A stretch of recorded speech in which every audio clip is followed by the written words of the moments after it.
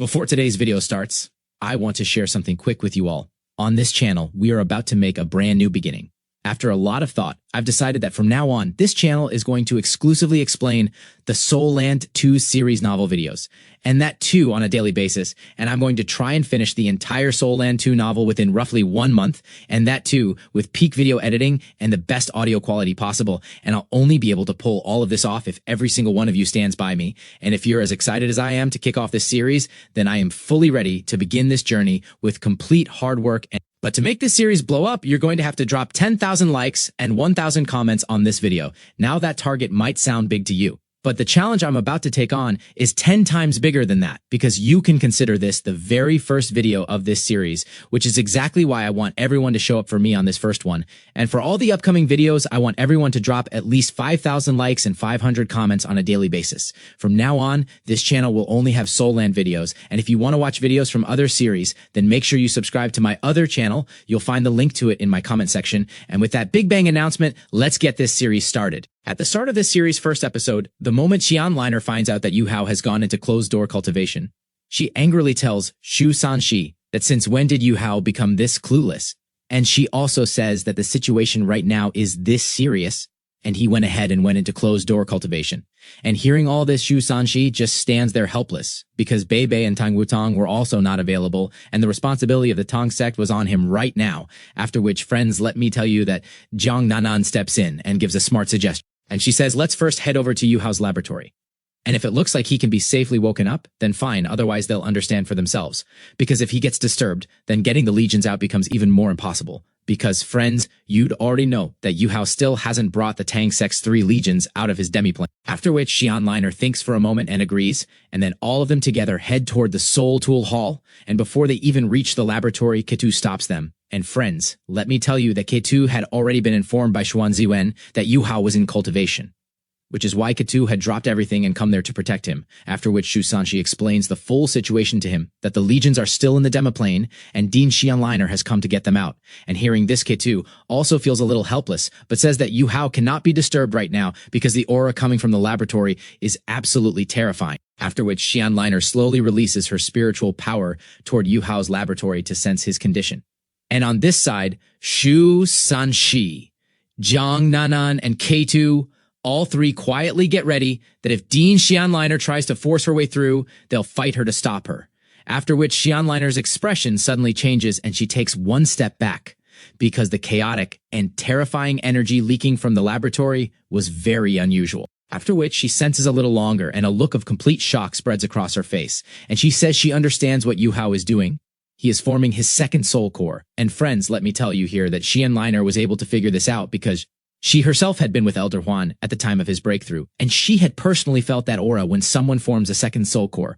But she also says that why does Yuhao's method feel completely different from Elder Huan's? Why is his aura this chaotic and dangerous? After which our scene shifts to inside Yuhao's cultivation room. But friends, here the situation suddenly becomes very dangerous because dense drops of blood start seeping out from Yuhao's skin, which immediately freeze and fall, and the laboratory temperature drops to minus 100 degrees, and ice flakes start dancing in the air, and the rare metals kept inside the laboratory start colliding with each other, and even Yuhao's passageways come to the edge of tearing apart, and his internal organs start getting squeezed, and blood starts coming from his mouth. After which, for the very first time, a doubt enters Yuhao's mind that whether he won't be able to hold on, but he bites his own tongue, which causes sharp pain and brings his focus right back. And on this side, Leah, who had been continuously circulating spiritual power, now had her voice going hoarse, but she keeps singing anyway. After which, right then, a golden light suddenly flows from Yuhao's energy core center and spreads through his entire body. And friends, let me tell you here that this golden force had completely fused into Yuhao's blood, and his entire passageways turned golden, and even his blood and internal organs turned gold. After which, from the outside, Yuhao begins to look like a golden statue, and golden dragon scales appear on his body, which slowly keep covering his entire body. And friends, let me tell you here that these were the scales of the Holy Radiant Dragon, and with this energy, Yuhao's passageways, bones and internal organs all start growing larger and stronger, and he wonders in surprise where this dragon energy came from. After which, a ball of golden light rises from the golden tree on Sea God's island of Shrek Academy and flies straight toward the Tang sect. And on this side, Elder Huan, who is guarding outside the laboratory, senses this golden energy. After which, suddenly, a golden projection appears in front of him, and the moment Elder Huan sees it, he jumps up in complete shock. And friends, let me tell you here that this projection was none other than Elder Mu, meaning Yuhao's teacher, who had already left this world. After which Elder Mu smiles and places his hand on Elder Huan's shoulder and transmits a thought into his mind that the future of Shrek now depends on you, little Huan. Take care of yourself. And before Elder Huan can say anything, Elder Mu's golden projection passes right through the metal door of the laboratory, and Elder Huan's eyes fill up and he quietly calls out Elder Mu's name. After which, inside the laboratory, Elder Mu's golden projection appears in front of Yuhao, and with a calm smile, he watches him struggling. And then Elder Mu says that you've chosen a very difficult path, but it isn't wrong. Shrek needs someone who can change the situation. And then he goes on to say that 10,000 years ago, Tang-san had done the same thing. And friends, with this one thing gets confirmed that Tang-san had also built his second soul core using this very yin-yang complement method. And in the present, Elder Mu feels that Yuhao has that potential. After which, he turns into golden light and enters Yuhao's head. After which, Elder Mu's projection appears in Yuhao's spiritual sea, and Yuhao's spiritual body immediately kneels down and bows to him. So Elder Mu smiles and gently runs his hand over his head and says that you've grown up, you've done very well, and I'm proud of you. After which, Yuhao's eyes fill up and he calls out teacher.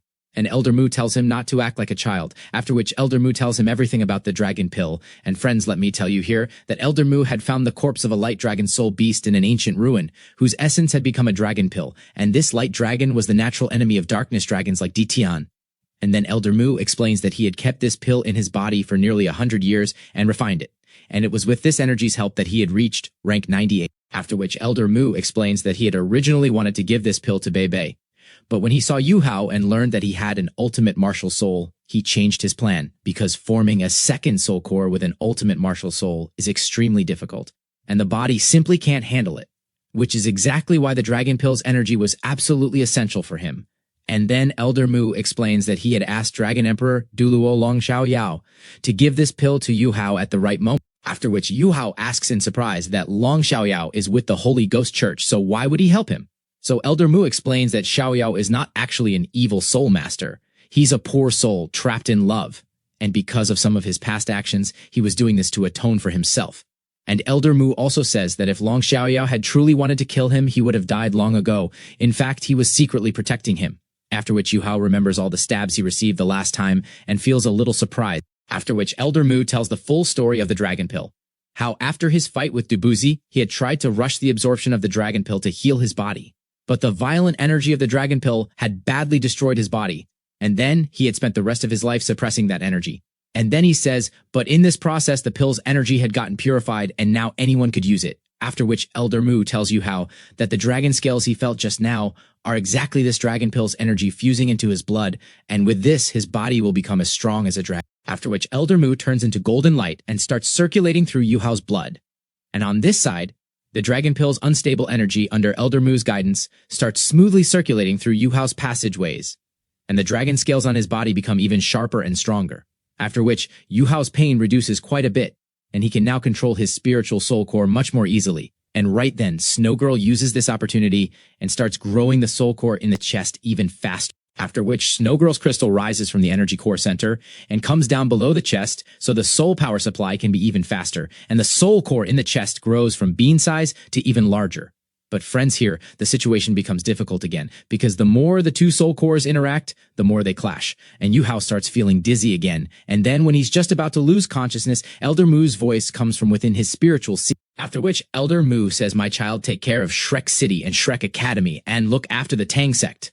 I will always be proud of you. And with these words, a very powerful spiritual power from Elder Mu surges through Yuhao's spiritual sea. And with this golden sea of spiritual power, the spiritual soul core, which was resisting like crazy, suddenly calms down. And it begins greedily absorbing that pure spiritual power, which gives Yuhao an enormous wave of relief. After which Elder Mu tells Yuhao that this is all I could do. The path ahead is yours to walk.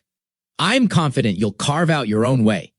And with that, Elder Mu's golden light slowly fades from Yuhao's consciousness, after which a deep wave of emotion moves through Yuhao's heart, and if he could have cried, he absolutely would have. After which, Elder Mu's golden projection comes back out through the metal door of the laboratory, and Elder Huan, who was anxiously waiting outside, takes a long breath of relief seeing him.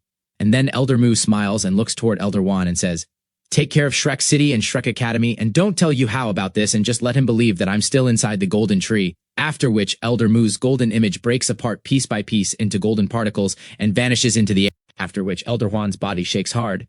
He is an ultimate douluo, but at that moment he nearly falls. And friends, let me tell you here that Elder Juan now clearly understands that Elder Mu is not coming back this time. He had given every last bit of his remaining spiritual energy to Yuhao, and now he was no longer in the golden tree either. He was truly gone. After which Elder Juan's eyes fill up, but he controls himself because he had the responsibility of Shrek to care. And with this deeply painful moment, our part comes right to its end. But from now on, this channel is going to run on your signals. The more you like and comment on these videos, the more interesting this series is going to get. Friends, to make this series popular, just do two simple things on a daily basis. First, go to other channels and drop a comment telling people that there's someone out there explaining the Soul Land 2 series in an amazing way, and you already know what level my video editing is at, because I honestly don't think anyone else puts in the same kind of effort I do into making a single video. And second, keep liking, commenting, and yes, sharing my videos on a daily basis. And stay all the way to the end of every video because I'm always going to leave something special for you at the end. So come on, everyone. Let's grow together one more time. Your support is all I need. If you're ready to stand by me, then show it with 10,000 likes and 500 comments on this video. I'm definitely going to talk to you all in the comments today. And if you've stayed with me all the way here, then love you brothers and sisters for the support you've shown all this time. Until then, bye-bye. Take care.